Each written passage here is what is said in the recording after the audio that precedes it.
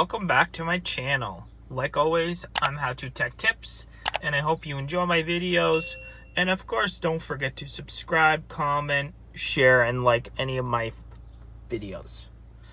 Today, I'm going to be showing you guys how to reset your oil or brakes or anything else that you might have wrong with your Mini Cooper. The Mini Cooper that I'm using today is a 2012 Mini Cooper Countryman. It's an R60. Alright, let's get started. So we're going to take the key first and we're going to put it into the ignition, just like that. And then we'll have the display come up and keys in ignition. Hold on a second. And from here, we're gonna just want to click the button once, and this will pop up. And from here, we will hold this guy right here, and then you'll get a bunch of different options. So I have front brakes, back brakes, fluid, and this is oil. And let's say I want to reset the oil.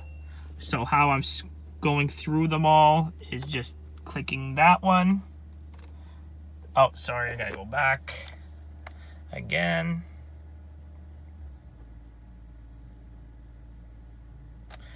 So there it is, and I'm just scrolling through them with this. Can't see both with this. So rear brakes, fluid, and then so let's say I want to reset the oil, then I would just hold that one, hold it until you see reset. So I'll do it again. So we'll hold it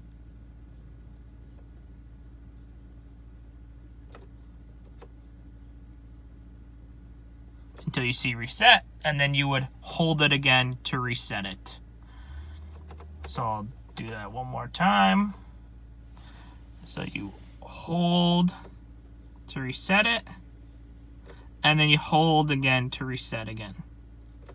And then a little clock will go, and then you're done. And then you can set your car up, you can reset your car, put it back in, and then go into the vehicle information.